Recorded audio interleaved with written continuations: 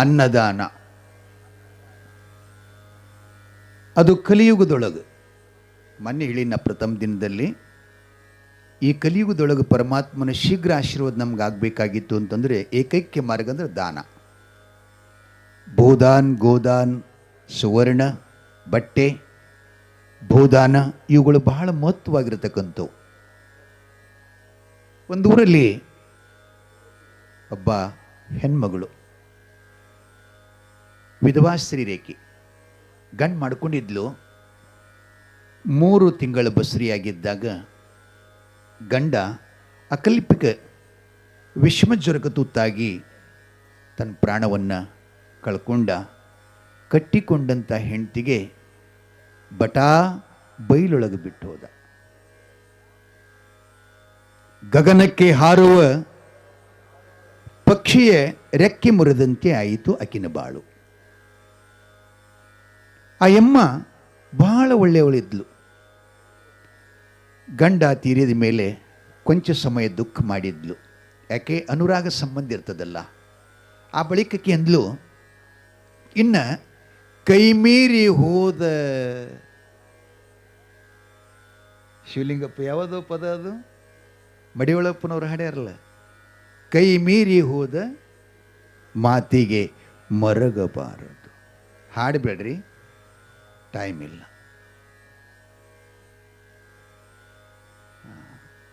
ಮುಂದೇನಪ್ಪ, ಮೈ ಮೇಲೆ ಎಚ್ಚರಿಲ್ಲದೆ ತಿರುಗಬಾರ್ದು ಅಂತ. ಎಂಥ ಶಬ್ದಗಳ್ರಿ ಅವು. ಇಷ್ಟೆಲ್ಲ 300-400 ವರ್ಷ ಇದ್ದವ್ರು ಹಾಡಿದಾರಂದ್ರೂ ಕೂಡ ನಾವು ಏನೋ ಹೆಸರೇ ತಪ್ಪಿದ ನಮ್ದೆಲ್ಲ ಏನು ಮಾಡೋದು.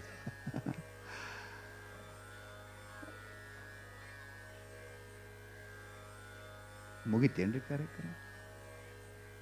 ಹೊರಗೆ ಬಂದು ಒದರ್ತಾವ ನೋಡ್ರಿ. ಹಂಗೇನು ಮಾಡೋದು? ಮಕ್ಕಳು ಹಂಗ ಇರ್ತಾರೆ.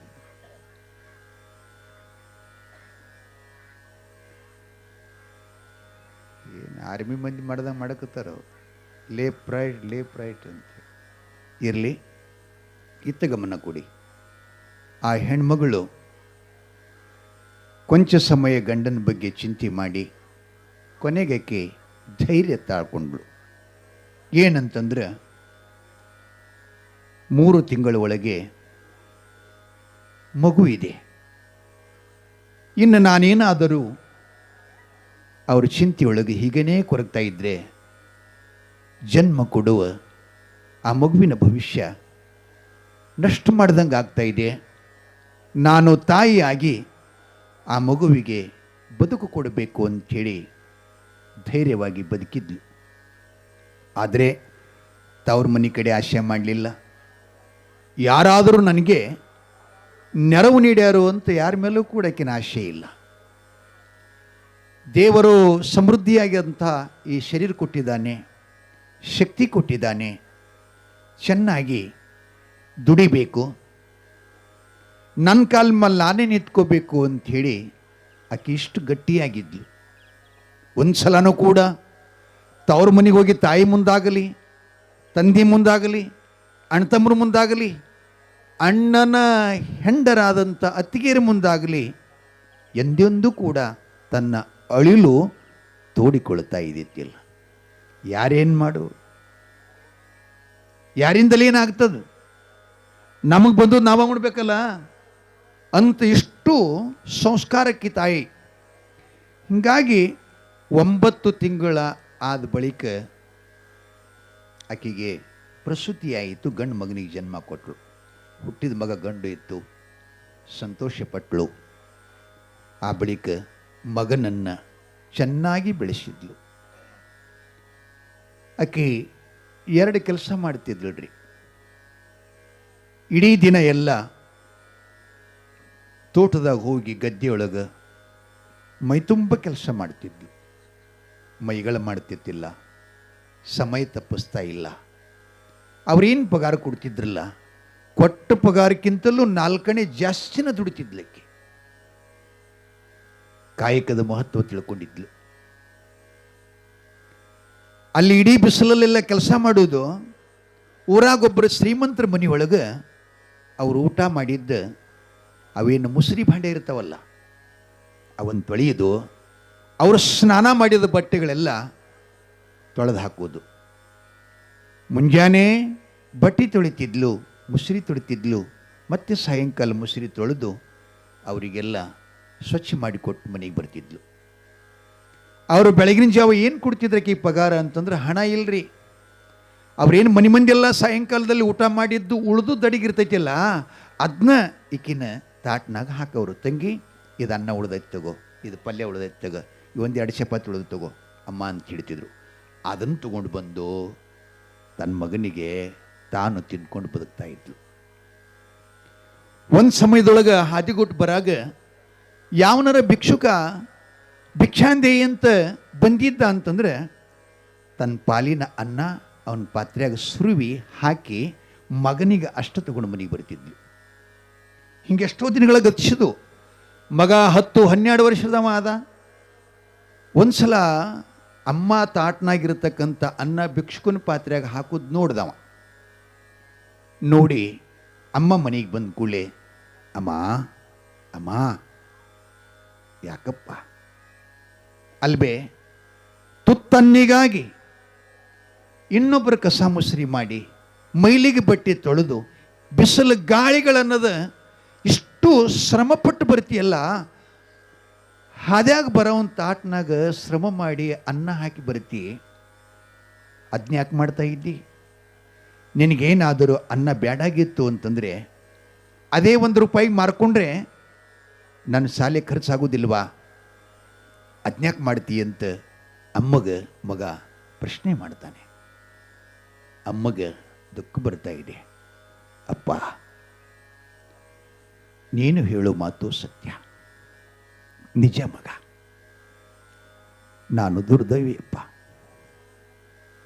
ಹಿಂದಿನ ಜನ್ಮದಲ್ಲಿ ಈ ಕೈಗಳಿಂದ ದಾನ ಮಾಡಿದ್ನೇ ಗೊತ್ತಿಲ್ಲ. ಪರಮಾತ್ಮ ನನಗಿವತ್ತು ಗಂಡನ ಭೋಗನ ದೂರ ಆತು, ಸಿರಿ ಸಂಪದ ದೂರ ಆತು, ಸುಖದ ಸುಪ್ಪತ್ತಿಗೂ ಕೂಡ ಕೈಬಿಟ್ಟು ಹೋತು. ಇಂಥ ದುರ್ದೈವಿಯಾಗಿ ನಾನು ಬದುಕಲಿಕ್ಕೆ ಹಿಂದೆ ಮಾಡಿದ ಕರ್ಮ ಸಾಕ್ಷಿಯಪ್ಪ. ಮಗ, ಈಗಲಾದರೂ ದೇವರು ದುಡಿಮೆಯಿಂದ ಬಂದಂಥ ಅನ್ನ ದಾನ ಮಾಡಿದರೆ ಮುಂದಿನ ಜನ್ಮದಲ್ಲಿ ಆಗಾದರೂ ಕೂಡ ಪುಣ್ಯ ಸಿಗಲಿ ಅಂತ ದಾನ ಮಾಡ್ತೀನಿಯಪ್ಪ, ದಾನ ಮಾಡ್ತೀನಿಯಪ್ಪ. ಮಗು ಕೇಳ್ತಾನೆ, ಹೌದಾ, ಅನ್ನದಾನ ಮಾಡಿದರೆ ಪುಣ್ಯ ಬರ್ತದವಾ? ಅಪ್ಪ, ಶಾಸ್ತ್ರ ಪುರಾಣ ಗುರುಗಳು ಹಿರಿಯರು ಹೇಳ್ತಾರಪ್ಪ, ಅವ್ರ ಮಾತಿನ ಮೇಲೆ ನಾ ಮಾಡೋದು. ನಾನರೇನು ನೋಡಿನ್ಯಾ? ಹಂಗಾರ ಪುಣ್ಯ ಎಲ್ಲದ? ಅದು ನನಗೆ ಗುರುತಿಲ್ಲಪ್ಪ. ಮತ್ತು ಹೆಂಗೆ ನಿನಗೆ ಅನ್ನದಾನ ಮಾಡಿದರೆ ಪುಣ್ಯ ಬರ್ತೈತಿ ಅಂತಿಲ್ಲ, ಅದಕ್ಕೇನು ಭರೋಸಾ? ಅದು ಯಾರು ಹೇಳ್ತಾರೆ ಅಂದ್ಕೂಳೆ ತಾಯಿ ಅಂದ್ಲತ್ತಿಯಪ್ಪ, ಆ ಅನ್ನದಾನದ ಪುಣ್ಯ ಹೇಳವ ಶಿವ ಒಬ್ಬನೇ, ಪರಮಾತ್ಮ ಒಬ್ಬನೇ. ಅವ ಎಲ್ಲಿದಾನಂತ ಹ್ಯಾಂಗೆ ಹೇಳಿಯಪ್ಪ, ಎಲ್ಲಿದಾನಂತ ಹ್ಯಾಂಗೆ ಹೇಳಿ? ಅವ್ರು ಹೇಳ್ತಾರೆ ಭಜನ್ಯಾಗ, ಎಲ್ಯಾನೋ ಶಿವ ಎಲ್ಲಿಹಾನೋ ಬಲ್ಲಂತ ಮಹಾತ್ಮರ ಬಲ್ಲೆಹಾನೋ, ಕುಲ್ಲ ಮಾನವರೆಲ್ಲ ಗಿಲ್ಲ ಮಾಡೋದು ಕಂಡು ಕಲ್ಲಿನ ಕಿಂತ ಕಲ್ಲ ಆಗ್ಯಾನೋ, ಚಂದದಿ ನಂದಿಯು ಏರ್ಯಾನೋ ಸುಂದರ ಕಾಂತಿಯು ಧರ್ಷಾನೋ. ಹೌದಲ್ಲ? ನನಗೇನು ಭಜನಿ ಪದ ಬರಲ್ರಿ. ಕಂದನಾಗಿ ಮಲೆ ಸವಿದಾನೋ, ಏನು ಹಾಡಪ್ಪ. ದೇವೇಂದ್ರಗ ಪದವಿ ಕೊಟ್ಟಾನು ಅಂಥೇಳಿ ಯಪ್ಪ, ಇಂಥವ ಪರಮಾತ್ಮ ಅಂತ ಹೇಳೋದು ಕೇಳೀನಿ ಅಂದ್ಲಿಕ್ಕೆ. ಹಂಗಾರ ನಾವು ನೀವು ಹೋಗಿ ಭೇಟಿಯಾಗಿನ ಬರ್ತೀನಿ ಅಂದೇವು. ತಾಯಿ ಅಂದ್ಲು, ಯಪ್ಪ, ಆ ಶಿವನಿಗಾಗಿ ಎಷ್ಟೋ ಜನ ಸಂಸಾರ ಬಿಟ್ಟರು, ಹೆಂಡ್ರು ಬಿಟ್ಟರು, ಮಕ್ಕಳು ಬಿಟ್ಟರು, ಗುಡ್ಡ ಸೇರಿದ್ರು, ಜಟಮಟಾದಿಗಳು ಬಿಟ್ಟಾರ, ಗಡ್ಡೆ ಗೆಣಸು ತಿಂತಾರ, ಬರುಪಿನ ಮೇಲೆ ಕುಂತಾರ, ಸುತ್ತ ಉರಿಯಸ್ಕೊಂಡು ಕೂತಾರ. ಅಂಥವ್ರಿಗೆ ಭೇಟಿಯಾಗಿಲ್ಲಪ್ಪ, ನಿನ್ನಂಥ ಎಳೆ ಮಗ ನಿನಗೆ ಹಂಗೆ ಸಾಧ್ಯರೋ, ಆ ಅಜ್ಞಾಕಂತಿ ಅವನಿಗೆ ನೋಡೋದಾಗೋದಿಲ್ಲಪ್ಪ, ಬ್ಯಾಡ ಅಂದ್ಲು. ಚಚೆ ಸಾಧ್ಯ ಇಲ್ಲ ಅಮ್ಮ. ಯಾವಾಗ ಅನ್ನದಾನದ ಪುಣ್ಯ ಹೇಳ್ತ ನಂತರ ಅವನು ನೋಡೇ ಬರ್ತೀನಿ ಕೇಳೇ ಬರ್ತೀನಿ ಅಂತ ಹೊಂಟ. ಅಮ್ಮ ಅಂದ್ಲು, ಮಕ್ಕಳ ಹಠ ಇರ್ತದೆ, ಇದನ್ನೇ ನೋಡ್ತದೆ, ಹೋಗಂದ್ಲಕ್ಕೆ ಸುಮ್ಮನೆ. ಹೋಗಂದಾಗ ಹೊರಟ್ಬಿಟ್ಟ. ಹಗಲೆಲ್ಲ ನಡೆದ, ಸೂರ್ಯ ಮುಳುಗ್ತು, ರಾತ್ರಿನೂ ಹೊಂಟ ಪರಮಾತ್ಮ ನೋಡಾಕ್ ಕೇಳಾಕ್. ಸೂರ್ಯ ಅಸ್ತಾಯಿತು, ಅರಣ್ಯ ಹತ್ರಿ, ಕಾಡು, ಶ್ರೀಶೈಲಕ್ಕೆ ಹೋಗಾಗೈನತ್ತಂಗೆ ಕಾಡು ಹತ್ತು. ಕಾಡಿನೊಳಗೊಬ್ಬ ಹೋಗ ಬರೋವ್ರನ್ನ ದಾರಿ ಬಡಿತಿದ್ದಂತು, ವಾಲ್ಯ ಕೋಳಿ ಹೆಂಗೆ. ಈ ಮಗು ಅವನ ಕೈಯಾಗ ಸಿಕ್ತು. ಆರೋ ನೀನು ಅಂತ ಕೇಳ್ದ. ನಾನು ಕಕ್ಕಳ ಮೇಲೆ. ಎಲ್ಲಿಗೆ ಹೊರಟಿದೆ? ಪರಮಾತ್ಮನ ಸನ್ನಿಧ. ಸುಳೆಯ ಮಗನೇ, ಪರಮಾತ್ಮನ ಕಡೆ ಹೋಗ್ತಾನೆ. ಪರಮಾತ್ಮನ ಕಡೆ ಗೊತ್ತಾ ನಿನಗೆ? ಕಾಡು, ಇಲ್ಲಿ ಕಾಡು ಮೃಗಗಳು, ವಿಷಜಂತುಗಳು, ಹೆಬ್ಬಾವುಗಳು, ಸಿಂಹ, ಹುಲಿ, ಕರಡಿ, ಚಿತ್ಕ ಮೊದಲುಗೊಂಡು ವಾಸಿಸುವ ಸ್ಥಳ. ಮುಂಡೇ ಮಗನೇ, ನಡೆ ಅಂತ ಅವನ್ನ ಹಿಡ್ಕೊಂಡು ಮನೆಗೆ ಕರ್ಕೊಂಡು ಬರ್ತಾನೆ. ಅವನ ಮನೆ ದೊಡ್ಡ ಕೆರೆ ಮ್ಯಾಗ ಆಲದ ಗಿಡ 50-100 ಫೂಟ್ ಹಿಂಗೆ ನೀರಾಗಿ ಚಾಚಿತ್ರಿ. ಅದು ಆ ಟೊಂಗೆದ ಮೇಲೆ ಮನೆ ಕಟ್ಟಿದ್ದ. ಬಿದಿರಿನ ಅಂಟ ಮಾಡಿದ್ದ. ಯಾಕೆ? ಹೆಂಡತಿ ಮಕ್ಕಳು ಇಲ್ಲಿ ಯಾವ ಹುಲಿ ಕರಡಿಗಳು ಬರಬಾರ್ದು ಅಂತ ಅಷ್ಟು ಸುರಕ್ಷಿತವಾಗಿದ್ದ. ಅಲ್ಲಿ ಕರ್ಕೊಂಡು ಹೋದ. ಹೆಂಡ್ತಿ ಮಲ್ಕೊಂಡಿದ್ಲು. ಹೋಗಿ ಎಬ್ಸ್ಲೇ, ಹೇಳು ಅಂದ. ಯಾಕೆ ಅಂದ್ಲು. ಊಟಕ್ಕೆ ಏನಿದೆ? ಐತಿ. ಏನು? 2 ರೊಟ್ಟಿ ಅದಾವ, ತಿನ್ನೊಂದ್ಲಕ್ಕೆ. ಹಾಗಲ್ಬೇ, ಈ ಮಗು ಬಂದಿದೆ, ಇದಕ್ಕೇನಾದರೂ ಸ್ವಲ್ಪ ಅನ್ನ ಇದೆಯಾ? ಮಾರಾಯ, ನಿನಗ ಬಡಿಯಾರ್ದಾಗ ರಗಡಾಗೈತಿ, ನೀ ತಿನ್ನು ಬೇಕಾರೆ ಅವನು ಕೊಡು. ಈಗೆಲ್ಲಿ ಮಾಡಲಿ ನಾನು ಇಂಥ ನಡುರಾತ್ರಿ ಒಳಗಂತ ಹೇಳಿದ್ಲು. ಪರವಾಗಿಲ್ಲ ಅಂತಕ್ಕೆ ಮಲ್ಕೊಂಡು ಬಿಟ್ಳು. ಇವ ಏನು ಮಾಡ್ತಾನ? ಕಟುಕ್ರಿ ಇವ, ಕಟುಕ. ಹೋಗ ಬರೋವ್ರನ್ನ ಸುಲಿಯಾವ, ಕುತ್ತಿಗೆ ಹಿಸ್ಕಾವ, ಶಿರಚ್ಛೇದನ ಮಾಡಾವ್, ಹೊಡ್ಯಾವ್ ಬಡ್ಯಾವ್. ಇಂಥ ಮನುಷ್ಯ ಆ ಮಗುವನ್ನು ಕರ್ಕೊಂಡೋದು ತಾನ ಊಟ ಮಾಡೋದು ಬಿಟ್ಟು 2 ರೊಟ್ಟಿ ಆ ಮಗನಿಗೆ ಊಟ ಮಾಡಿಸ್ತಾನ. ತೋಣ್ ಮಗ್ಲಾಗ ಮಲ್ಕೊಂಡ. ಹೆಂಡತಿ ಎಚ್ಚರಾತು. ಮುಂಜಾನೆ ಮತ್ತೆ ಇವಂಗೆ 2 ರೊಟ್ಟಿ ಹೆಚ್ಚಿಗೆ ಬಿಡಿ ಅತ್ತನ ಮೂಲ ಮಾಡ್ಕೊಂಡು ತಂದ. ನಾನು ಹಾಟೆನ ಮಗ, ನೀವು ಅನ್ನಲೇ ಅವನು ಹೇಳ್ತೀನಿ ಕಡೆ ಅಂತ. ಏನು ಮಾಡಿದ್ಲಕ್ಕಿ? ಕೂಶಿನ ಕಡೆ ಹೋಗಿ ಆಕಿ ಮಲ್ಕೊಂಡಳು. ಗಂಡಗೆ ಈ ಕಡೆ ಮಾಡಿದ್ಲು. ಕಾರಣ ಅವನ್ನ ನೀರಾಗ ಕೆಡೋಬೇಕಂತ ಕೂಶಿಗೆ. ಹಿಂಗೆ ಮನ್ಕೊಂಡ್ಳು. ನಿದ್ದೆ ಹತ್ತು. ಗಂಡಗೆ ಹೆಸರಾತು. ಕೈ ಆಡಿಸಿ ನೋಡ್ದ, ಮಗ ಹತ್ತಲಿಲ್ಲ. ಕಣ್ ತೆರೆದು ನೋಡ್ತಾನೆ, ಹೆಂಡತಿ ನಡಬರಕ್ಕೆ ಮಗು ನೀರು ದಂಡಿಗೆ. ಇವ ಈಚ ಕಡೆ. ಅವೇನು ಮಾಡ್ದ? ಮಗುನೊಂದು ರಟ್ಟಿ ಕಾಲ ಹಿಡಿದು ತನ್ನ ಜಾಗಿಗೆ ಮಲಗಿಸ್ದ. ಮಗನ ಜಾಗಿಗೆ ಅವ ಮಲ್ಕೊಂಡ. ಈಕೆಗೆ ಹೆಸರಾತು. ಇದೆಲ್ಲಿ ತಂದನೋ ಹಾಟೆಂದು ಅಂಥೇಳಿ ಎಡಗಾಲಿಲಿ ಒದ್ಬಿಟ್ಳು. ಯಾರಿಗೆ? ಮಗನೇ ಮಾಡಿ ಗಂಡಗೊದ್ದಾಡ್ರಿಕಿ. ನೀರಾಗ ಗಂಡು ಬಿದ್ದ. ಮೊಸಳೆ ಹಿಡಿತು, ನುಂಗಿತು. ಬೆಳಗ್ಗೆದ್ದು ಹೊಚ್ಕೊಂಡದ್ದು ಹಾಸಿಗೆ ತೆಗಿತಾಳ. ಮಗಾದಾನ, ಗಂಡಿಲ್ಲ. ಎದಿ ಹೊಡ್ಕೊಂಡಳ. ಏನು ಮಾಡಬೇಕು? ಆಕೆ ಒಂದು ಕೊನೆ ನಿರ್ಧಾರಕ್ಕೆ ಬಂದ್ಳು.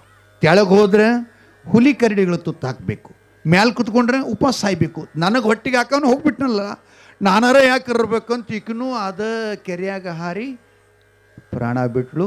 ಇವ ಗಿಡ ಇಳಿದು ಹೊರಟ. ಹುಡುಗ ಹಾದ್ಯಾಗ ಒಬ್ಬ ಕುಂತಿದ್ದ, ಮಹಾರಾಜ್. ಈ ಹುಡುಗನ ನೋಡ್ದವ. ನೋಡಿ, ಯಾರಪ್ಪ ನೀನು? ನಾನು ಹಿಂಗ್ರಿ. ಎಲ್ಲಿಗೆ ಹೊಂಟಿದೆ? ಪರಮಾತ್ಮನ ಭೇಟಿಗೆ. ಹೌದಾ? ನನಗೆ ಒಂದಿಷ್ಟು ಟೆನ್ಷನ್ ಆಗ್ಯದ, ಭಾಳ ಚಿಂತೆ ಆಗ್ಯದ. ಅದಕ್ಕೆ ಪರಮಾತ್ಮ ಭೇಟಿ ಆದಂದ್ರೆ ನಂದೊಂದು ಪ್ರಶ್ನೆ ಇದೆ, ಅದ್ರ ಉತ್ತರ ತೊಗೊಂಡು ಬರ್ತೀನಪ್ಪ. ಹ್ಞೂ ರೀ ಪ್ರಭುಗಳೇ ಅಂದ. ಏನದು? ಜನಕಲ್ಯಾಣಕ್ಕಾಗಿ, ಪ್ರಾಣಿಗಳ ರಕ್ಷಣೆಗಾಗಿ ದೊಡ್ಡದಾಗಿರ್ತಕ್ಕಂಥ ಒಂದು ಕೆರೆಯನ್ನು ತೋಡಿಸಿದ್ದೇನೆ. ಕೆರೆ ಒಳಗೊಂದು ಹನಿ ನೀರಿಲ್ಲ. ಆವ ಕಾರಣಕ್ಕಾಗಿ ನೀರಿಲ್ಲ ಅನ್ನೋದು ಕೇಳಪ್ಪ. ಅದರ ಉಪಾಯ ಶಿವ ಹೇಳಿದ ಅಂತಂದರೆ ಆ ಕೆರೆಯನ್ನು ತುಂಬಿಸ್ಬೇಕು ನಾನು ಅಂತ ರಾಜ ಹೇಳ್ದ. ಆತ್ರಿ ಅಂದ. ಅತ್ತತ್ತ ಹೋಗ್ತಾನೆ. ಒಬ್ಬ ಎರಡೂ ಕಾಲಿಲ್ಲದ ಕುಂಟ ಕೂತಿರ್ತಾನೆ. ಹಾದಿ ಮ್ಯಾಗ ಮಗು ಕೇಳ್ತಾನೆ, ಯಾರಪ್ಪ ನೀನು? ನಾನು ಕಕ್ಕಳ ಮೇಲೆ. ಎಲ್ಲಿಗೆ? ಪರಮಾತ್ಮನ ಕಡೆ. ಪರವಾಗಿಲ್ಲ, ನಾನೊಂದು ಪ್ರಶ್ನೆ ಅದು ಕೇಳ್ಕೊಂಡು ಬರ್ತೀಯ? ಹ್ಞೂ ರೀ ಅಂದ. ಏನು? ದೇವರು ನನಗೆಲ್ಲ ಕೊಟ್ಟಾನ, ಶಿರಿ ಸಂಪದ ಧನ ಕನಕ ಆನೆ ಅಂಬಾರಿ 4 ವೇದ 6 ಶಾಸ್ತ್ರ 18 ಪುರಾಣ 108 ಉಪನಿಷತ್ ಎಲ್ಲ ಬಲ್ಲವ ನಾನು. ಇಷ್ಟೆಲ್ಲ ಐಶ್ವರ್ಯ ವಿದ್ಯಾ ಬಲ್ಲವನಾಗಿದ್ದರೂ ಕೂಡ ನಾನು ಕಾಲಿಲೆ ಕುಂಟನಾಗಿದ್ದೇನೆ. ನಾ ಹಿಂದಿನ ಜನ್ಮದಾಗ ಏನು ತಪ್ಪು ಮಾಡಿದ್ದೀನಿ, ನನಗೆ ಕಾಲು ಹಾಕಿಲ್ಲ, ಕೇಳ್ಕೊಂಡು ಬರ್ತೀಯೇನಪ್ಪ? ಶಿವನಿಗೆ ಹೂಣ್ರಿ ಅಂದ. ಅತ್ತತ್ತು ಹೋಗ್ತಾ ಇದ್ದ. ಒಂದು ಕರಿನಾಗರ ಹಾವ ಹುತ್ನಾಗ ಹೊರಗಡೆ ಹೆಡೆ ಇತ್ತು, ಹಿಂದಿಂದೆಲ್ಲ ಒಳಗಿತ್ತು. ಆ ಹಾವಿಗೆ ಹೊರಗೂ ಬರಕ್ಕೆ ಬರವಲ್ದು, ಒಳಗೆ ಹೋಗ್ಬೇಕಂದ್ರೂ ಬರವಲ್ದು. ಭಾಳ ತಡಪಡಿಸ್ತಾ ಇತ್ತು. ಈ ಮಗುನ ನೋಡಿ ಹಾವ ಮನುಷ್ಯರಂಗೆ ಬಾಯಿ ಬಿಡುತ್ತಾ ಕೇಳ್ತದೆ, ಅಪ್ಪ ತಮ್ಮ ನೀ ಎಲ್ಲಿಗೆ ಹೊಂಟಿಯಪ್ಪ? ನಾನು ಪರಮಾತ್ಮನ ಕಡೆ ಹೊಂಟೀನಿ ಅಂತ ಹೇಳ್ದ. ಪರವಾಗಿಲ್ಲಪ್ಪ, ಈ ಹುತ್ನಾಗ ಸಿಕ್ಕಿಬಿದ್ದೀನಿ ಮಹಾರಾಯ, ಒಳಗೂ ಹೋಗಾಕೆ ಬರಲ್ದು, ಹೊರಗೂ ಬರಾಕೆ ಬರವಲ್ದು. ಏನೋ ನನ್ನ ಸುದೈವ. ಇಂಥ ಸಮಯದಲ್ಲಿ ಮುಂಗಸಿ ಹದ್ದು ಗಿಡಗು ನೋಡಿದರೆ ನನ್ನ ಪ್ರಾಣ ಹಾರಿ ಹೋಗ್ತಾ ಇತ್ತು. ನೀನು ದೇವ್ರು ಬಂದಂಗೆ ಬಂದಿಯಲ್ಲ, ಅದಕ್ಕೆ ಹೊರಗರೆ ಬರಂಗ ಒಳಗರೆ ಹೋಗಂಗ ಆ ಶಿವನಿಗೆ ಏನಾದರೂ ಒಂದು ಮಾರ್ಗ ಕೇಳ್ಕೊಂಡು ಬಾರಪ್ಪ ಮಗ ಅಂತ ಹೇಳಿದಾಗ ಆಯಿತು ಅಂತ ಹೊರಟ್ಬಿಟ್ಟ. ಆವಾಗ ಶಿವ ಈ ಮಗನಿಗೆ ಏನು ಗೊತ್ತ ಅವನ ಪತ್ತ. ಅವಂದ, ಇದು ನಡೆದು ಮಗು ಹೋಗ್ತಾ ಇದೆ, ಮುಗ್ಧ ಸ್ವಭಾವದ ಸಿದ್ದರಾಮನ ಹಾಗೆ. ಹಾಗಾಗಿ ಇವನಿಗೆ ಇಲ್ಲೇ ಭೇಟಿ ಕೊಡಬೇಕು ಅಂತ ದೇವರು ಪರಮಾತ್ಮ ದಾರ್ಯಾಗನ ಕೈಲಾಸ ಮಾಡ್ದ. ಒಂದು ಹಾಸಕಲ್ಲಿನ ಮೇಲೆ ಕುತ್ಕೊಂಡ, ಜ್ಞಾನ ಮುದ್ರಿನ ಹಿಡ್ಕೊಂಡು ರುಂಡಮಾಲೆ, ಶರ್ಪಮಾಲೆ, ರುದ್ರಾಕ್ಷಿ ಮಾಲೆ, ಗಜಚರ್ಮ, ತ್ರಿಶೂಲ, ಡಮರ, ತ್ರಿನೇತ್ರ, ಭಸ್ಮಧಾರಿ, ಜಡಿಯೊಳಗ ಗಂಗಾ, ಚಂದ್ರ, ಇದನ್ನೆಲ್ಲ ಮಗು ನೋಡ್ತಾನೆ. ನೋಡಿ ಆ ಅಮ್ಮ ಹೇಳಿದ್ದೆಲ್ಲ ನೋಡಿದ, ಎಲ್ಲ ಇದ್ದದ್ದು ನಮ್ಮಮ್ಮ ಹೇಳಿದ್ದೆಲ್ಲ ಅದಾವ, ಇವನ ಪರಮಾತ್ಮ ಅಂತ ಸಾಷ್ಟಾಂಗ ಹಾಕದ. ದೇವ್ರ ಕಣ್ಣು ತೆರಿತಾನ. ಅಪ್ಪ ಮಗ ಹೇಳೋ, ನೀನಾರು? ನಾ ಹಿಂಗ್ರಿಯಪ್ಪ ಕಕ್ಕಳ ಮೇಲಿಂದ ಬಂದೀನಿ. ಹೌದಾ? ಯಾಕೆ ಬಂದಿಯಪ್ಪ ಇಷ್ಟು ದೂರ? ನನ್ನ ಕಡೆ ಯಾರೂ ಬರೋದಿಲ್ವೋ? ಶೆರೆ ಕುಡಿದು ಬೇರೆ ಹೋಗ್ಯಾವ, ಮಟ್ಕಾಡಿ ಬೇರೆ ಹೋಗ್ಯಾವ, ಮನೆ ಹಾಳು ಮಾಡಿ ಹೋಗ್ಯಾವ. ಹಂಗೆ ಹಿಂಗೆ ಸಾವಿರಾರು ಕೋಟ್ಯಾಂತರ ಜೀವಿಗಳೆಲ್ಲ ಹಂಗ ಹಿಂಗ ಹೊತ್ತುಗಳದು ಹಂಗ ಸತ್ತು ಹೋಗ್ಯಾವ. ನನ್ನ ಕಡೆ ಯಾರೂ ಬಂದಿಲ್ಲ. ನೀ ಬಂದಿಲ್ಲಪ್ಪ ಸಣ್ಣ ಮಗ ಅಂದ ಶಿವ. ಒಂದು ಕೆಲಸ ಇತ್ತು ನಿಮ್ಮ ಕಡೆ, ನಮ್ಮಮ್ಮ ಹೇಳಿದ್ಲು ಬಂದೆ ಅಂದ. ಏನು ಕೆಲಸಪ್ಪ? ನಮ್ಮಮ್ಮ ನೋಡ್ರಿ, ನಮ್ಮಪ್ಪ ಸತ್ತಾನಂತ ನಾವು ಹೊಟ್ಟೆಯಾಗಿದ್ದಾಗ ಆಗ ನಿಡ್ಕೊಂಡು ಇಲ್ಲಿ ತನಕ ಯಾರ ಆಶ್ರಯ ಇಲ್ಲದನೆ ಪ್ರಾಮಾಣಿಕವಾಗಿ ಇನ್ನೊಬ್ಬರ ಗದ್ದೆಯೊಳಗೆ ಇಡೀ ಹಗಲೆಲ್ಲ ಬಿಸಿಲು ಗಾಳಿಗಳನ್ನದ ದುಡಿತಾಳೆ. ಶ್ರೀಮಂತರ ಮನೆಯೊಳಗೆ ಅವರು ಉಟ್ಟು ಬಟ್ಟೆ ಸ್ನಾನ ಮಾಡಿ ಕಳೆದೋಗೋದೆಲ್ಲ ಮೈಲಿಗೆ ಬಟ್ಟೆ ತೊಳಿತಾಳೆ. ಅವರು ಇಕ್ಕಿದ ಅನ್ನ ತಂದು ನನ್ನ ಸಲುತ್ತಾಳ, ತಾನು ತಿಂತಾಳ. ಒಬ್ಬೊಬ್ಬರು ಭಿಕ್ಷುಕರು ದಾರ್ಯಾಗ ಗಂಟು ಬಿದ್ದರು ಅಂತ ಇಡೀ ಅನ್ನ ಅವ್ರ ತಾಟ್ನಾಗ ಸುರಿತಾಳೆ. ಇದನ್ಯಾಕೆ ಮಾಡತಿ ಅಂತಂದರೆ ಅನ್ನದಾನದ ಪುಣ್ಯ ಅಂತ ಹೇಳಿದ್ಲು. ಎಲ್ಲೈತಿ ಅಂತ ನಾ ಕೇಳಿದೆ. ನಿನ್ನ ಹೆಸರು ಹೇಳಿದ್ಲು, ಬಂದೆ ಅಂದ. ಬಂದೆ ಅಂದ. ಶಿವ ನಗಾಕತ್ತ. ಹೌದಾ ಅಪ್ಪ, ಅನ್ನದಾನದ ಪುಣ್ಯ ನನಗೆ ಹೇಳಕ್ಕೆ ಬರಲ್ಲಪ್ಪ. ಅಯ್ಯೋ ಪುಣ್ಯಾತ್ಮ, ಎಷ್ಟು ದೂರ ಬಂದ ಗೊತ್ತಾ? ನಾನು ನಿನ್ನೆ ಹಗಲು ನಡೆದೆ, ಇಂದು ರಾತ್ರಿ ನಡೆದೆ. ಇಷ್ಟು ದೂರಲಿಂದ ಬಂದರೆ ಹೇಳಕ್ಕಾಗಲ್ಲ ಅಂತಂದರೆ ಅದನ್ನ ಯಾರು ಹೇಳೋರು ಅಂದಾಗ ಶಿವ ಹೇಳ್ತಾನ, ನೇಪಾಳ ದೇಶದ ಮಹಾರಾಜನ ಚಕ್ರವರ್ತಿ ಧರ್ಮಪತ್ನಿ ಮಹಾರಾಣಿ ಅರಮನೆಯೊಳಗೆ ಗರ್ಭವತಿಯಾದಾಳ, ನವಮಾಸಗಳನ್ನು ತುಂಬಾಕ ಬಂದಾವ. ಇನ್ನು ನೀ ಅವನ ರಾಜ್ಯಕ್ಕೆ ಹೋಗೋದ್ರೊಳಗೆ ಅಕ್ಕಿನ ಹೆರಿಗೆ ಆಗ್ತದೆ, ಬಾಣೆತನ ಆಗ್ತದೆ. ಗಂಡ ಮಗ ಹಡಿತಾಳ.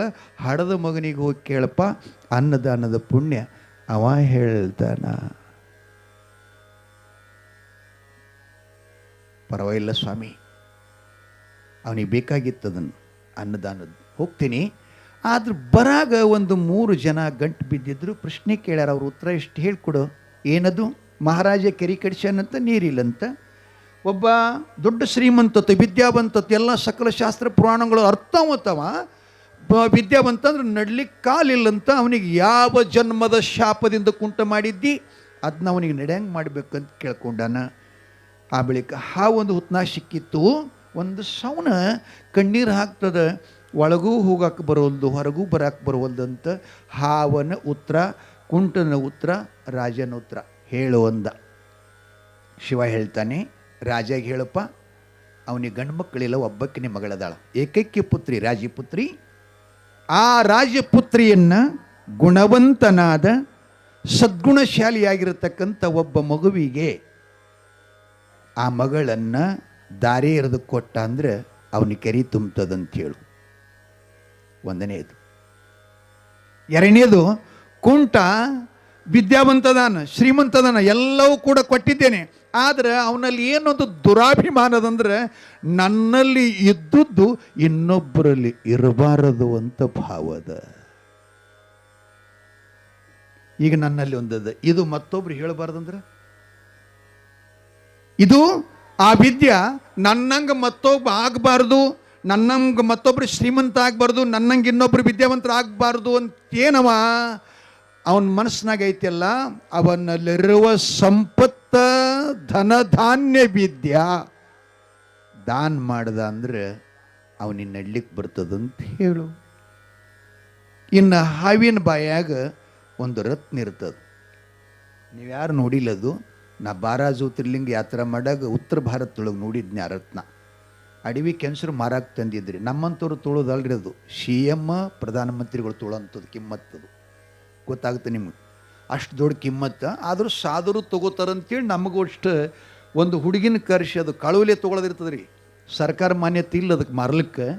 ಆ ಹಾವ ಹಿಂಗೆ ರಾತ್ರಿ ಕತ್ಲಾಗ ಅರಣ್ಯದಾಗ ಇಟ್ಟು ಅದರ ಬೆಳಕಿನೊಳಗನ ಬ್ಯಾಟಿಯಾಡಿ ಮೈತದಂತ್ರಿ. ಅದು ಬೆಳಕು ಬೀಳ್ತದ್ರಿ. ಅದು ಕಡ್ಡಿ ಇಲ್ಲ, ಬತ್ತಿ ಇಲ್ಲ, ಪಣತಿಲ್ಲ, ಏನೂ ಕರೆಂಟ್ ಇಲ್ಲ. ಅದೆಷ್ಟಿರ್ತದಂದ್ರೆ ಗೋಧಿ ಕಾಳಿನ ಗಾತ್ರದಷ್ಟು ಹಾವಿನ ಬಾಯಾಗಿನ ರತ್ನ. ಆ ರತ್ನ ಯಾರ ಹತ್ರ ಇರುತ್ತದೆಯೋ ಅವನಿಗೆ ರಾಜ್ಯವಶ, ಜನವಶ, ಭೋಗವಶ, ಭಾಗ್ಯವಶ, ಅವ ಏನು ಇಚ್ಛಾ ಮಾಡುತ್ತಾನೆ ಎಲ್ಲವೂ ಪೂರ್ಣ ಆಗ್ತದೆ. ಅದರ ವೈಶಿಷ್ಟ್ಯ ಹಿಂಗದರಿ. ಅಂಥ ರತ್ನ ಆ ಹಾವಿನ ಬಾಯಾಗದ. ಒಳ್ಳೆಯ ವ್ಯಕ್ತಿಗೆ, ಒಳ್ಳೆಯ ಮನುಷ್ಯನಿಗೆ, ಗುಣವಂತನಾದವನಿಗೆ ಆ ರತ್ನ ದಾನವಾಗಿ ಕೊಡು ಅಂತ ಹೇಳು. ಹಾವಿಗೆ ಹೊರಗೆ ಒಳಗೆ ಹೋಲಕ್ಕೆ ಬರ್ತದಂತ ಶಿವ ಹೇಳ್ದ. ಉತ್ತರ ತಗೊಂಡ ಬಂದ ಹಾವಿಗೆ ಭೇಟಿ ಆಗ್ತಾನ. ಯಪ್ಪ ಮಗ, ನಾನು ಉತ್ತರ ತಗೊಂಡು ಬಂದೀಯ? ಹ್ಞೂನಪ್ಪ. ಏನದು? ನಿಮ್ಮಲ್ಲೇನೋ ರತ್ನದಂತ್ರಿ. ಚಲೋರಿಗೆ ನೋಡಿ, ಗುಣವಂತರಿಗೆ ನೋಡಿ, ಸಜ್ಜನರಿಗೆ ನೋಡಿ ಶಿವ ದಾನ ಮಾಡಂತ ಹೇಳ್ಯಾನ. ಅದಕ್ಕೆ ಆ ದಾನ ಕೊಟ್ರಿ ಅಂದರೆ ನಿಮಗೆ ಹುತ್ನಾಗಿಂದ ಕಡ್ಯಾಕೆ ಬರ್ಲಕ್ಕೆ ಬರ್ತೈತಿ ಅಂತ ಹೇಳ್ಯಾನಂದ ಕೂಡಲೇ ಶರಪ್ ವಿಚಾರ ಮಾಡ್ತಂತ, ಇಂಥವನು ಬಿಟ್ಟು ಪ್ರಾಣ ಸಂಕಟದಲ್ಲಿ ಸಿಕ್ಕು ಒದ್ದಾಡುವ ನನ್ನ ಪ್ರಾಣ ರಕ್ಷಣೆ ಮಾಡಿದಂಥ ಇಂಥ ಪುಣ್ಯಾತ್ಮನ ಬಿಟ್ಟು ಇನ್ನೆಲ್ಲಿ ದೀಪ ಹುಡುಕ್ಬೇಕು? ಯಪ್ಪ ಮತ್ಯಾರಿಗಿಲ್ಲ, ಆ ರತ್ನ ನಿನಗ ಕೊಡ್ತೀನಿ ತಗೋ ಅಂತ ಹಾವು ದಾನ ಮಾಡುತ್ತಂತ. ಆ ರತ್ನದ ವೈಶಿಷ್ಟ್ಯ ಏನಪ್ಪ? ಸಕಲ ವಿದ್ಯೆ, ರಾಜ್ಯ, ಜನ, ಇಷ್ಟೆಲ್ಲ ಪ್ರಾಪ್ತ ಆಗ್ತದೆ. ರತ್ನ ತಗೊಂಡ ಕುಂಟನ ಕಡೆ ಬಂದ. ಅಪ್ಪ ನಿಮ್ಮಲ್ಲಿ ಪಾಂಡಿತ್ಯ ಇದೆ ಅಂತ. ಆ ವಿದ್ಯೆ ಉತ್ತೃತ್ರವಾಗಿ ಹಂಗೆ ದಾನ ಮಾಡ್ತಾ ಇರಬೇಕು. ಕಾರಣ ನಿತ್ತ ನೀರು ಹೆಂಗೆ ಮಲಿನ ಆಗ್ತದೆ, ಹೊಲಸಾಗ್ತದೆ, ಹಂಗೆ ವಿದ್ಯಾ ಸದಾ ಹರಿತಾ ಇರಬೇಕಂತ ನೀವು ದಾನ ಕೊಟ್ಟರೆ ನಿಮ್ಮ ಕಾಲು ಬರುತ್ತಾವಂತ. ಚಲೋವನಿಗೆ ಕೊಡಬೇಕಂತ. ಕಾರಣ ಮಂಗನ ಕೈಯಾಗ ಮಾಣಿಕೆ ಕೊಟ್ಟರೆ ನಡೀತದೇನು? ಕುಡ್ಡನ ಕೈಯಾಗ ಕರಣಿ ಕೊಟ್ಟರೆ ನಡೀತದೇನು? ಶಂಡನ ಕೈಗೆ ಹೆಂಡತಿ ಕೊಟ್ಟು ನಡೀತೇನು? ಇವೆಲ್ಲ ಮಡಿವಳಪ್ಪ ಹೇಳ್ಯಾನ. ಹಂಗೆ ಕುಂಟಂದ ಇವನಿಗಿಂತಲೂ ಚಲೋ ಮನುಷ್ಯ ಯಾರಪ್ಪ? ಶಿವನ ಸಾಕ್ಷಾತ್ಕಾರ ದರ್ಶನ ಮಾಡಿ ನನಗೆ ಬಂದ ಈ ರೋಗ ಮುಕ್ತ ಮಾಡ್ಯಾನಲ್ಲ, ಸಕಲ ವಿದ್ಯೆಗಳೆಲ್ಲ ಸರ್ವಸ್ವವೆಲ್ಲ ಇವನಿಗೆ ಕೊಡಬೇಕಂತ ಕುಂಟ ಮಗುವಿಗೆ ದಾನ ಮಾಡ್ದ. ರಾಜನ ಕಡೆ ಬಂದ. ಪ್ರಭು ಕೇಳ್ತಾನೆ, ಮಗ ಉತ್ತರ ತಗೊಂಡು ಬಂದೇನಪ್ಪ? ಬಂದೇನ್ರಿ ಪ್ರಭು. ಏನದು? ನಿಮಗೆ ಏಕೈಕ ಪುತ್ರಿ ಅಂತ ಗುಣವಂತನಾದ ವರವನ್ನು ಸೋದರಿಸಿ ಆ ಮಗಳನ್ನು ಉಚಿತವಾಗಿ ದಾರಿ ಎರೆದು ಕೊಟ್ಟು ನಿಮ್ಮ ಕೆರೆಯನ್ನು ತುಂಬ್ತಾ ಇದೆ ಅಂತ ಹೇಳ್ಯಾನ. ರಾಜ ಅಂದ, ಈ ನನ್ನ ರಾಜ್ಯದಲ್ಲಿ ಅನೇಕ ಪ್ರಜೆಗಳು, ನನ್ನ ಸೇವಕರು, ಪ್ರಧಾನಮಂತ್ರಿಗಳು, ಅರ್ಥಮಂತ್ರಿಗಳು ಎಲ್ಲರಿದ್ದರೂ ಕೂಡ ಈ ಸಮಸ್ಯೆ ಯಾರಿಂದಲೂ ಕೂಡ ಪರಿಹಾರ ಆಗಲಿಲ್ಲ. ಒಬ್ಬ ಮಗ ಹೋಗಿ ಶಿವನ ಕೇಳಿ ಈ ರೀತಿಯಾಗಿ ಉತ್ತರ ತಂದಾನಂತಂದ್ರೆ, ನನ್ನ ಮಗಳಿಗೆ ತಕ್ಕವರ ಇದೇ ಮಗ. ಅಪ್ಪ, ಬೇರೆ ಯಾರಿಗಲ್ಲ, ಈ ಮಗಳು ನಿನಗೆ ಕೊಡ್ತೀನಿ, ರಾಜ್ಯ ನಿನಗೆ ದಾನ ಮಾಡ್ತೀನಿ, ಈ ಸಿಂಹಾಸನದ ಉತ್ತರ ಅಧಿಕಾರಿ ನೀನೇ ಅಪ್ಪ ಅಂತ ಹೇಳಿದಾಗ ಮಗು ಹೇಳಿದ್ನಂತ, ನಂದು ಇನ್ನೂ ಸ್ವಲ್ಪ ಕೆಲಸದರಿ ಅಂದ. ಯಪ್ಪ ಸಿದ್ದಯ್ಯ ಮುತ್ಯ ಹಿಂಗೆ ಯಾರೇ ಅಂದ್ರೆ ನಾವು ಬಿಟ್ಟೆಪ್ಪ ಏನು? ಹಿಂಗೆ ಅಚಾನಕ್ ನಮ್ಮದು ಬುಷ್ನೂರ್ ಸಾಹೇಬ್ರು ಅಂದ್ರೆ ಬಿಟ್ಟಪ್ಪ ಏನು?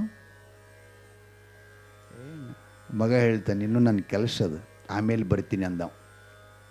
ಮಾಡ್ರಿ ಅಂದಿಲ್ಲ. ಕಾರಣ ನಮ್ಮಮ್ಮ ದಾನ ಮಾಡಿದ್ದು, ಅನ್ನ ದಾನ ಮಾಡಿದ್ದು ಉತ್ತರ ಬೇಕು ನನಗೆ. ರಾಜ್ಯ ಬೇಡ, ವಿದ್ಯೆ ಬೇಡ, ಸಂಪತ್ತು ಬೇಡ. ಆಮೇಲೆ ಆ ಉತ್ತರ ಸಿಕ್ಕ ಬಳಕ ಬರ್ತೀನಿ ಅಂತ ನೇಪಾಳಕ್ಕೆ ಹೋದ. ನೇಪಾಳ ಅಂದರೆ ಸೀತಾ ಹುಟ್ಟಿದ ಭೂಮಿ, ಅದು ಜನಕ ಮಹಾರಾಜನ ರಾಜಧಾನಿ ನೇಪಾಳ, ಮಿಥಿಲಾನಗರ. ಅಲ್ಲಿಗೆ ಹೋಗ್ತಾನೆ. ಚಕ್ರವರ್ತಿ ಸಿಂಹಾಸನ ಆರೂಢನಾಗಿ ಕೂತ್ಕೊಂಡಿದ್ದ. ಪ್ರಭುಗಳಿಗೆ ಅನಂತ ನಮಸ್ಕಾರಗಳು. ಮಹಾರಾಜ್, ಬಾಲಕ ಬಂದ ಕಾರಣ ಏನು? ಬುದ್ಧಿ ಮಹಾಪ್ರಭು, ನಿಮ್ಮ ಮನೆಯೊಳಗೆ ಮಹಾರಾಣಿಯರು ತುಂಬ ಗರ್ಭವತಿ, ಈಗ ತಾನೇ ಹೆರಿಗೆ ಆಗಿದೆ, ಗಂಡ್ಮಗಾಗಿದೆ, ಆ ಮಗನ ಜೊತೆಯಲ್ಲಿ ಮಾತಾಡಬೇಕು, ಅದಕ್ಕೆ ಬಂದಿನಿ ಅಂದ. ರಾಜ ಅಂದ, ಜ್ಯೋತಿಷ್ಯನೂ ಅಲ್ಲ, ಭವಿಷ್ಯಗಾರನೂ ಅಲ್ಲ, ಆ ಹುಡುಗ ಸಾಮಾನ್ಯ, ಇದೇನು ಆಶ್ಚರ್ಯ, ಒಂದು ನಿಮಿಷ ತಡ್ಕೋ ಕೇಳ್ತೀನಿ ನಾನು ಅನ್ನೋದ್ರೊಳಗನ ದಾಸಿ ಹುಡ್ಕೋತ ಬಂದರು. ಪ್ರಭು ಪ್ರಭು ಪ್ರಭು, ನಿಮಗೆ ಬಂಗಾರ ಸಿಂಹಾಸನ ರತ್ನಖಚಿತವಾದಂಥ ಕಿರೀಟನ್ನು ಇಟ್ಟು ಮೆರೆಯುವ ಮಹಾರಾಜನ ಜನ್ಮವಾಗಿದೆ ಅಂತ ಹೇಳ್ಕೊತ ಬಂದರು. ರಾಜ ಸಂತೋಷಪಟ್ಟ. ನನ್ನ ಹೆಂಡತಿ ಗಂಡ ಮಗ ಹಿಡಿಯುವ ಸೂಚನೆ ಮೊದಲೇ ಹೇಳಿದಾನಲ್ಲ ಭವಿಷ್ಯ ಅಂದ ಬಳಿಕ, ನಡಿಯಪ್ಪ ಅಂತ ಒಳಗೆ ಕರ್ಕೊಂಡು ಹೋಗ್ತಾನೆ. ಹುಟ್ಟಿದ ಮಗನ ದಾಸಿ ತಗೊಂಡು ಬಂದಳು. ಆ ಖುಷಿ ಕೇಳಿದಂಥವ, ಅಪ್ಪ ನಮ್ಮಮ್ಮ ಅನ್ನದಾನ ಮಾಡಿದ್ಲಲ್ಲ, ಅದನ್ನ ಕೇಳಕ್ಕೆ ನಾನು ಶಿವನ ಹತ್ರ ಹೋದೆ. ಶಿವ ಹೇಳಿಲ್ಲ, ನಿನ್ನ ಹತ್ರ ಕಳಿಸಿದಾನೆ. ಅನ್ನದಾನದ ಪುಣ್ಯದ ಮಹಿಮೆ ಏನಪ್ಪ ನೀನೇ ಹೇಳ್ತಿ ಅಂತ ಹೇಳ್ಯಾನ. ಅಂದ ಕೂಡಲೇ ಮಗು ನಗಾಕತ್ತಂತ್ರಿ. ಇವನ್ ನೋಡಿ ನಗಾಕತ್ತು. ಏನು ಹೇಳ್ತದ ಮಗು ಗೊತ್ತಾ? ಅಪ್ಪ, ಅನ್ನದಾನದ ಪುಣ್ಯದ ಮಹಿಮೆಯನ್ನು ಕೇಳಲು ಅರಣ್ಯ ಮಾರ್ಗವಾಗಿ ನೀ ರಾತ್ರಿ ಹೊಂಟಿದ್ಯಲ್ಲ, ನಾನು ಹೋಗ ಬರೋವ್ರ ದಾರಿ ಬಡಿತಿದ್ದೆ. ಆ ಮಹಾಮೂರ್ಖ, ಮಹಾಪಾಪಿ, ಮಹಾಕೋಪಿ ಅಂಥವನ ಕೈಯೊಳಗೆ ನೀ ಸಿಕ್ಕಿಯಲ್ಲ, ಮನೆ ಕರ್ಕೊಂಡು ಹೋದೆ, ನಾನು ಹೆಂಡತಿಗೆ ಒಂದಿಷ್ಟು ಅನ್ನ ಕೊಡು ಅಂತ ಕೇಳಿದೆ. ದುರ್ದೈವಿ ಮಹಾಪಾಪಿ ಇಷ್ಟಳು ನಿನಗೊಂದು ತುತ್ತ ಅನ್ನ ಎತ್ತಿ ಇಕ್ಕಲಿಲ್ಲ. ನನ್ನ ಪಾಲಿನ 2 ರೊಟ್ಟಿ ನಿನಗೆ ಊಟ ಮಾಡಿಸಿ ನನ್ನ ಮಗಲಾಗ ಬಲ್ಕೊಂಡಲ್ಲ. ನಾನು ಹೇಳ್ತೀನಿ, ಏನ ಮಾಡಿ ನನಗೆ ಒದ್ಲು, ನೀರಾಗಿ ಬಿದ್ದು ಸತ್ತೆ, ಮಸಳಿ ಬಾಯಿಗೆ ಸಿಕ್ಕೆ, ಯಮದೂತರು ಕರ್ಕೊಂಡೋದ್ರು, ಇಡೀ ಜೀವನ ಲೆಕ್ಕ ತಗೊಂಡ್ರು. ಯಾವಾಗ ತಾಯಿ ಗರ್ಭದಿಂದ ಹೊರಗೆ ಬಂದಿದ್ನಲ್ಲ, 5 ವರ್ಷವನಾದ ಮೇಲೆ 55 ವರ್ಷ ತನಕ ನನ್ನ ಈ ಕೈಗಳಿಂದ ಎಂದೂ ಪುಣ್ಯದ ಕೆಲಸ ಆಗಿಲ್ಲ. ನಿತ್ಯದಲ್ಲಿ ಪಾಪನೇ ಮಾಡಿದ್ದೆ. ಆ ವಾಲೆ ಕೂಳಿಯರಿ ಮಾಡ್ಯಾನ ಗೊತ್ತಿಲ್ಲ. ಅಷ್ಟು ಪಾಪಗಳನ್ನೆಲ್ಲ ಲೆಕ್ಕ ಮಾಡಿ ನೋಡೋದಾಗ ಕೊನೆಗೇನು ಬತ್ತು ಅಂತಂದ್ರೆ, ಪರಮಾತ್ಮನ ದರ್ಶನಕ್ಕಾಗಿ ಹೋಗುವ ಮಗನಿಗೆ 2 ರೊಟ್ಟಿ ದಾನ ಮಾಡ್ಯಾನಂತಂದ್ರೆ 50 ವರ್ಷಗಳ ಪರ್ಯಂತ ಮಾಡಿದ ಪಾಪ ಒಂದು ರೊಟ್ಟೆಗೆಲ್ಲ ನಾಶ ಆಯಿತು. ಧರ್ಮಸಭೆ ಹೇಳ್ತದೆ, ಯಮಧರ್ಮ ಹೇಳ್ತಾನೆ, ಒಂದು ರೊಟ್ಟಿಯಿಂದ ಮಹಾಪಾಪ ಎಲ್ಲ ನಾಶ ಆಯಿತು. ಒಂದು ರೊಟ್ಟಿ ಪುಣ್ಯದಿಂದ ಇವನಿಗೆ ರಾಜನ ಮಗನಾಗಿ ಹುಟ್ಟು ಸರಿ ಅಂತ ಆಜ್ಞೆ ಆಯಿತು. ಆ ರೊಟ್ಟಿ ಪುಣ್ಯದಿಂದ ನಾನು ಮಹಾರಾಜನ ಮಗನಾದೆ. ಯಪ್ಪ, ನಾನು ಹೆಂಡ್ತಿ ನಿನಗೊಂದು ತುತ್ತನ್ನು ಕೊಡಲಾರ್ದಕ್ಕಾಗಿ ಆಕೆನೂ ಸತ್ಲಲ್ಲ. ಕೊನೆಗೆ ಆಕೆ ಏನಾಗಿ ಬಂದಾಳಂದ್ರೆ ನೇಪಾಳ ದೇಶದ ಮಹಾರಾಜನ ಆಸ್ಥಾನದಲ್ಲಿ ಕೋಟಿ ಕೋಟಿ ಹಂದಿಗಳದಾವ. ಆ ಹಂದ್ಯಾಗ ಈಕಿನೂ ಒಂದು ಹಂದಿಯಾಗಿ ಹುಟ್ಟ್ಯಾಳ ಅಂತ ಹೇಳ್ತಂತ ಮಗು ಹೇಳ್ತಂತ. ತಾಯಿ ತಂದಿಗಳೇ ಸಂತೋಷ ಆತು. ವಾಪಸ್ ಬಂದು ತಾಯಿಗೆ ಬಂದು ಸಾಷ್ಟಾಂಗ ಹಾಕಿದ. ನಮ್ಮ ಭಾರತ ದೇಶದ ಏನು ಸನಾತನ ಸಂಸ್ಕೃತಿ ಅದ, ಮಾತೃದೇವೋ ಭವ. ಏನದಪ್ಪ? ಮಾತೃದೇವೋ ಭವ, ಪಿತೃದೇವೋ ಭವ, ಆಚಾರ ದೇವೋ ಭವ, ಅತಿಥಿ ದೇವೋ ಭವ, ಗುರುದೇವೋ ಭವ. ತಾಯಿಗೆ ಬಂದು ಸಾಷ್ಟಾಂಗ ಹಾಕ್ತಾನಮ್ಮ, ನೀ ಮಾಡಿದ ಪುಣ್ಯದಿಂದ ರಾಜ್ಯ ಸಿಕ್ತು, ವಿದ್ಯಾ ಸಿಕ್ತು, ರತ್ನ ಸಿಕ್ತು ಅಂತ ಅಮ್ಮನ ಕರ್ಕೊಂಡು ಹೋಗಿ ರಾಜನ ಮಗಳ ಮದುವೆಯಾಗಿ ನಿತ್ಯದಲ್ಲಿ ಅನ್ನದಾಸೋಹ ಮಾಡ್ಕೊಂತ ಹೊರಟ ಅಂತ ಈ ಪುರಾಣದೊಳಗೆ ಕತೆ ಬರ್ತಾ ಇದೆ. ತಾಯಿ ತಂದೆಗಳೇ, ಜೀವನದಲ್ಲಿ ನಾವು ಹೇಳಿಸ್ಕೊಳ್ಳಾರ್ದನ್ನು ತಿಳಿದು ಮಾಡಬೇಕು ದಾನ ಸದಾವ ಕಾಲದಲ್ಲಿ. ಅದರಾಗ 3 ಪ್ರಕಾರವ ನಿಮಗೆ ನಾಳೆ ಹೇಳ್ತೀನಿ. ಇಲ್ಲಿಗೆ ಪುರಾಣಕ್ಕೆ ವಿರಾಮ ಕೊಟ್ಟು ಇನ್ನು ಸರ್ ಅವ್ರು ಏನು ಹೇಳ್ತಾರೆ ಕೇಳೋಣ. ಆ ಬಳಿಕ ಮಹಾಮಂಗಲ ಮಾಡೋಣ.